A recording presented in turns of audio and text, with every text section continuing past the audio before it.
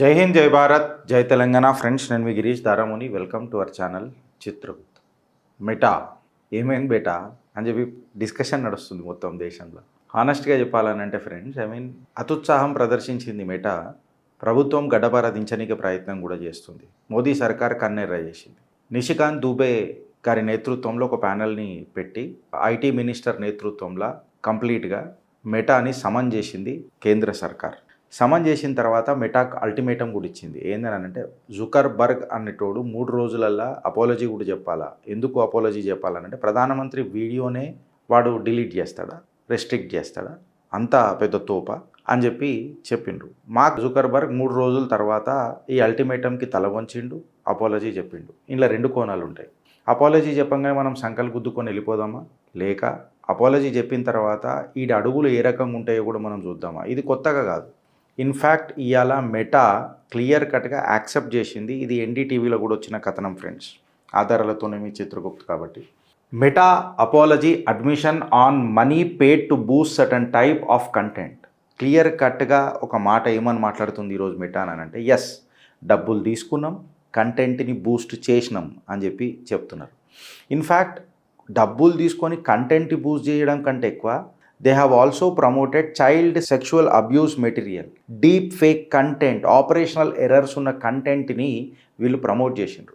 ఇప్పుడు ఒకటి ఏముంటుంది అని అంటే, నేను ఒక ప్లాట్ఫామ్ క్రియేట్ చేసిన తర్వాత అందులో అందరూ కంటెంట్ అప్లోడ్ చేస్తారు. సో నేను ఓన్లీ ఫెసిలిటేటర్, ఎన్నని చూడాలా, ఎన్నని చేయాలా, ఎక్సెట్రా. నేను కొంచెం ఏఐ బాట్స్ని పెట్టుకున్నా, అల్గారిథమ్స్ని పెట్టుకున్నా, అవి చెక్ చేస్తే పెడతాయి అని చెప్పి చెప్తారు. బట్ వాడు ఖుద్ ఇవాళ ఏమని మాట్లాడిండు, నేను పైసలు తీసుకొని కంటెంట్ని బూస్ట్ చేసినానంటే, నువ్వు అల్గారిథమ్ని ఆల్టర్ చేసినావు కదా, అంటే నీ చాట్ బోట్స్ని నువ్వు ఎఫెక్ట్ చేసినావు కదా, అవి పనిచేస్తున్నప్పుడు కూడా నువ్వు వాటిని గెలికి వీటిని సైలెంట్ చేసినావు కదా. అంటే నువ్వు భారత్లో ఏదో ఒక అలజడి సృష్టిద్దాము అన్న ఆలోచనతోనే కదా నువ్వు మొదలెట్టినావు. నేను ఎప్పుడో చెప్పిన ఫ్రెండ్స్, నేను ఇప్పటికి కూడా చెప్తున్నా, don't depend upon WhatsApp, Instagram, Facebook ఎప్పుడన్నా ఎగిరిపోతాయి. ఇది నా పర్సనల్ ఎక్స్పీరియన్స్. ఈరోజు వీళ్ళందరూ మాట్లాడుతుండ్రేమో, బట్ ఇది నేను ఎన్నోసార్లు మాట్లాడినా. చిత్రగుప్త్ అకౌంట్లో హ్యాక్ అయినప్పుడు మాట్లాడినా, నా పర్సనల్ అకౌంట్ హ్యాక్ అయ్యి అందులో అడ్డమైన మెటీరియల్ మొత్తం పోస్ట్ చేసిండ్రు. నాకు ఫేస్బుక్లో నోటిఫికేషన్ వచ్చింది, మెయిల్ గీల్ పక్కకు పెట్టు, ఫేస్బుక్ నోటిఫికేషనే హ్యాక్ అయింది. అంటే ఎంత వల్నరబుల్ ఉంటుందో చూడు. దాన్ని రికవరీ కోసం ఇప్పటికీ ఇంకా హైలైట్ తెలుసా ఎవరు వాడుతున్నారు నా ఫేస్బుక్? కేరళ గవర్నర్ పేరు మీద ఉంటుంది, కేరళ మాజీ గవర్నర్ పేరు మీద ఉంటుంది. దరిద్రం ఏంది తెలుసా, ఇంకా అందులో నా నంబర్ ఇంకా నాదే ఉన్నది. అప్పుడప్పుడు ఉన్సే బాత్ కర్నే కా అని చెప్పి నాకు ఫోన్లు వస్తూ ఉంటాయి.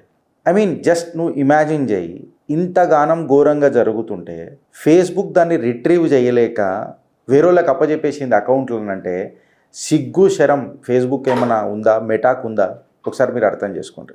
ప్రధానమంత్రి కంటెంట్నే రిస్ట్రిక్ట్ చేస్తున్నారు వీళ్ళు అని అంటే, ఇలా గుండెల ధైర్యం ఎంత ఉండాలా?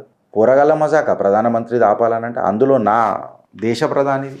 జస్ట్ ఇమాజిన్ చేయండి. మెటా వీడియో కాంట్రవర్సీ అని అనేది ఒకసారి మీరు అర్థం చేసుకోవాల్సింది ఏంటంటే, అట్లెట్లా నువ్వు ప్రధానమంత్రిది ఆపగలిగినవు, చేయగలిగినవు అని అంటే, అది ఒక అల్గారిథం, అదొకటి ఉండే ఎక్సెట్రా అని అంటారు. బట్ ఇలా fact ఏందనంటే, it was a deliberated event that Meta platforms have taken money and have actively promoted the content which was anti-India. పైసలు తీసుకొని యాంటీ ఇండియా కంటెంట్ వీళ్ళు మార్కెట్లో కొదిలేనరు అని చెప్పి అలా వాళ్ళే సాక్ష్యాలు చెప్పిర్రా లేదా? ప్రభుత్వం కూడా క్లియర్ కట్గా ఒక దగ్గర లైన్ గీసింది. ఏమని అన్నదంటే, నువ్వు అపాలజీ చెప్పినావు కరెక్టే, కాదని అంటలేము, మేము అడిగినాం, సమన్ చేసినాం కాబట్టి నువ్వు చెప్పినావు. అఫీషియల్స్ కూడా షేక్ అయ్యారట మీటింగ్లో, ఉచ్చబడ్డదట మన లాంగ్వేజ్లో చెప్పాలనంటే. మెటా అఫీషియల్స్ని కూడా అని అన్నారట, ఇప్పుడు నువ్వు ఇదంతా మాన్యువల్ కాదు, ఆటోమేటెడ్ అని అంటున్నావు. ప్రధానమంత్రిది కూడా అల్గారిథమే తీసేసింది అని చెప్పి చెప్తున్నావు. నీ అల్గారిథంకి దేశ ప్రధాని పొజిషన్ ఏందో తెలియదా? First point. సెకండ్ పాయింట్, అల్గారిథమే తీసేసింది అని అంటున్నావు, నువ్వే పైసలు తీసుకొని ప్రమోట్ చేసినా అని అంటున్నావు. మళ్ళీ ఏంది కథ? ఈ అప్రూవల్ ప్రాసెస్ ఎట్లయితుంది? పైసలు తీసుకొని ఉన్నప్పుడు అల్గారిథంని ఎట్లా ఆల్టర్ చేస్తారు, ఇది ఏం చేస్తారు అంటే, ఇప్పుడు దాకా మీకు చెప్పిన 2 రకాలు. ఒకటేమో నేను ప్లాట్ఫామ్ తయారు చేస్తా, అందులో అందరు వీడియోలు పెడతా ఉంటారు, నాకేం తెలుసు, నేను ఒక అల్గారిథంని పెట్టినా అని చెప్తా.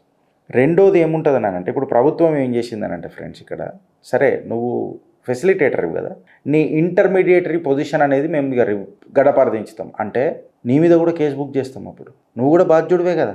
ఎవడు పెట్టిండు అన్నది సంబంధం కాదు నాకు. నువ్వెందుకు పెట్టనిచ్చినావు అని అనేది సంబంధం. ప్రధానమంత్రి ఆపినావు కదరా, మళ్ళీ ఇవ్వెందుకు ఆపలేరా అని అన్న క్వశ్చన్ మొదలవుతుంది కదా.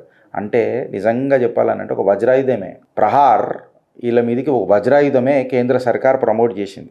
ఇప్పుడు కన్సర్న్స్ ఇంకా ఏమేమి ఉన్నాయి, డిస్కషన్స్లో ఏమేమి అవుతున్నాయి ఇంకా బయటకైతే ఏం పెద్దగా రాలేదు కానీ, బట్ ఆబ్వియస్గా ఈ క్వశ్చన్స్ అయితే అడుగుంటుంది మోదీ సర్కార్. ఏందని అంటే అసలు ఫస్ట్ ఆఫ్ ఆల్ ఎవడు ప్రధానమంత్రి యొక్క వీడియోలు తీసేసిండు, అసలు ఏమైనా సేఫ్ గార్డులు ఉన్నాయా, ఇంపార్టెంట్ పొలిటికల్ కంటెంట్ అని నీ అల్గారిథం డిస్టింగ్విష్ చేస్తుందా, పొలిటికల్ పర్సనాలిటీస్ అని చెప్పి ఏదైనా అంత ఏమంటారు డిఫరెన్స్ చూపుతుందా. ఎప్పుడైతే వీడియోసు భారత్కి అగెయిన్స్ట్గా పోతున్నాయో, సపరేటిజంకి పోతున్నాయో, ప్రమోట్ చేస్తున్నాయో, వీటన్నిటినీ లెజిటిమేట్ కంటెంట్ లెక్క ఎవడు అప్రూవ్ చేసిండు, వీటిని ఎందుకు మీరు తీయలేకపోతుండ్రు. మళ్ళీ అల్గారిథం దాన్నే తీసేసింది ప్రధానమంత్రి పోస్టుని అని అంటే ఇవన్నిటిని ఇంకా గట్టిగా తీసేయాలి కదా. ఎందుకు పబ్లిక్ ఇంత అది తీసుకుంటున్నా దాన్ని నువ్వు ఒక టెక్నికల్ గ్లిచ్ అని అంటున్నావు. ఇవాళ ఈ టెక్నికల్ గ్లిచ్లా రేపు రెజిమ్ చేంజ్లు కూడా అయిపోతాయి ఫ్రెండ్స్.